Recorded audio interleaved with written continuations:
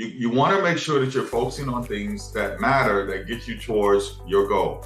So here's some of the areas when I wrote down my ideal life on what I wanted to focus on. Like, what kind of life, where do I even want to live in my life? Like, I don't want to live in the US. I want to live in the Dominican Republic. That's why I go there all the time now. Like, what kind of passive income streams do I need to have coming in to afford whatever my monthly goal is how much money I want to make?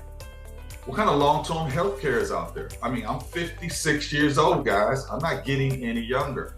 I don't want my kids to have to take care of me. I have to make enough money, even though I'm completely healthy, to make sure long-term care is in place for when I get into my 80s and 90s and hopefully in 100s, right? And then spiritual, that's different for all of us. You know, like what do you want to do spiritually? Like how do you want that to be in your life? That's got to be a big part of, you know, our lives, the spiritual piece. Whatever God you believe in, I don't care what God you believe in. I don't care what you believe in. But whatever that spiritual thing is for you, you want to make sure that you are clear, crystal clear on what that is. And then travel, like you gotta travel. Like travel is, I mean, I got an MBA in business. I've never used it.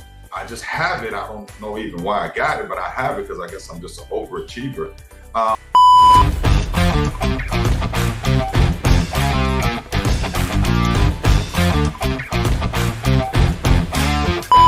But travel is more important to me than going to college, because I've learned so many things just traveling this world a few times and meeting so many interesting people that I could be in a PhD program. Like all the stuff I'm teaching you right now, I learned in Zurich, Switzerland, right? With Dario Laterra when I was completely bankrupt. And fun, whatever your fun is for you, you need to know what that is. Because what we tend to do is we just, as realtors and business people and salespeople and just people in general, we just like the horses at the horse race that have they have that guide on their face. I don't even know what it's called, but they just looking at what the ground was right in front of them. And sometimes we have to take a step back in our business, and this is the perfect time to do it. This is the perfect time to do it. October, November, December, where you can pause on what you've been doing, because this is what I know. Only 34% of people in the US set goals. Only 6% achieve the outcomes. So that means 94 to 95% of the people that you meet, they're not achieving their outcomes, guys. They're not. And why is that? That's what you have to ask yourself. Why don't I achieve my goals year after year after year? I mean, you know, some of us can't achieve our goals week after week, just 1 week. You know, my son is, you know, he's 18, and 1 week he says, well, Dad, I'm gonna be a vegan this week. And he makes it about 48 hours, right? Because I'm not a vegan. I have no idea of being a vegan. I think it's great if you can do that, but I like meat. So I'm gonna eat meat. And so what we wanna do is figure this out, like write this down, like make this an exercise. Like your life is the most important thing that you have. Like you guys are mothers and fathers and aunties and uncles and sisters and brothers and all the things that you are. But the most important thing you are is your own self. And if you go through this earth from cradle to grave and you don't live your ideal life, shame on you. Like, shame on you. It's your fault. Your kids may need extra money for this, that, and the third, but you know what? They'll be okay. What you got to do is design your ideal life, right? And then the last thing it says is, what are the 5 income streams that can I generate income from? Because you have to have 5 income streams, guys. We've been hearing this for decades. Like, if you ever heard this before, give me a thumbs up. I want to make sure your heart is beating, right? You ever heard this before? Everybody needs 5 income streams. There's no way around it. You got to have 5 income streams. If you don't have 5 income streams, you have a high probability of ending up being a person that is going to have a serious financial problem in years to come. So what could be, these are just some ideas. Now my list, I mean, I looked on my list, I have 12 income streams, but 5 income streams, here's just some ideas of what an average person maybe could do. You know, maybe get some multifamily rental income. You guys know Jill on my team. We have a builder down in South Georgia. He's building 4 plexes and 6 plexes for $255,000. They're already fully rented. The rent is $3,100 a month. Your mortgage payment is $1,600 a month. You're making $1,500 a month. What if you had two of them? Then you have $3,000 a month coming in passive income for the rest of your life.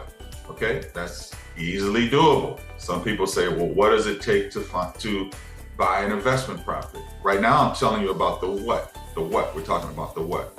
And then your financial investments, right? Everybody knows here that you should be taking 10% of what you make and investing it in mutual funds. Like, we all know that. It's no secret. And it needs to be automated, right? It needs to be automated. Like, you need to treat your 10% of what you make and invest in it in mutual funds, or at least mutual funds, I would say. You need to treat it like a bill. You need to treat it just like a bill. Okay, boom, I gotta pay my bill. I don't know if I can have steak this month. I might have to eat rice and beans this month, but if the 10% is gonna put me in the rice and bean market or the steak market, it just depends. But you should take 10% of everything you make, and you have to be investing 10% of what you make. Some of us, that may mean cutting your lifestyle down, right? From this grandiose lifestyle to, a lifestyle down here, because there's nobody gonna be waiting for you to help you when you get elderly. And it's not your kids' responsibilities to do that. That's not their responsibility. It's our responsibility. We're working people. Revenue share opportunity. You have that here. You also have stock here at this company. Hopefully you guys are taking, a percentage of your closings and investing it in stock. Like, this is a company that's kind of like on the ground floor that's getting, moving up the ladder. I mean, I wouldn't put 100% of my money in any company, right? That's why I like mutual funds. That's focused on the S&P 500 index. Okay, make sure you pay attention to stuff like that. And then income from social media. We had a couple weeks ago, we had Melissa come on here. Melissa told her story, how she started off with nothing. She was living with her brother. She was renting cars. She couldn't even afford to have a car. And now she makes $10,000 a month. It's even more now. I talked to her a couple weeks ago, right? We walked you through that training, right? So we've given you how, the what and the how, and then whatever entrepreneurial endeavors that you all have. We all have a gift, and we just need to learn how to monetize our gift. Very simple, right? If you don't know how to do it, why don't you just follow the training that Melissa did, right? I helped Melissa get over her confidence to get to that point where she now is just got packages showing up to her door every day now. She's always texting me now. And now she's doing, basically online commercials for Starbucks and all these other companies. Like, she's nobody special. I'm nobody special. All she did was take action. And she goes from renting cars, living with family members with her 3 children, to now she's the person with the bag versus trying to get help from people with the bag. So I love that story, right? So the what, I write down your ideal life. Writing down is not put it in your phone. That's not writing it down. Writing down is with paper and pencil, right? Paper and a pen. That's not writing down. Because you know what? We got a million things in our phone, and we're not taking action on any of it. And so putting more notes on our phone, we don't need the new iPhone 15 is coming out, and I see it has a terabyte of storage. I'm like, wow, a terabyte. You could run a Fortune 500 company off of this phone with a terabyte worth of data. That's an enormous amount of data. So I want you guys to just get back to, when you were young kids, and you grew up and said, hey, when I grow up, I want to be. When I grow up, I want to be. And all I can tell you is I mentally stay in that mindset at my age, 56. Like, I can do and be whatever I want to be. I can start the day and I can do whatever I want to do.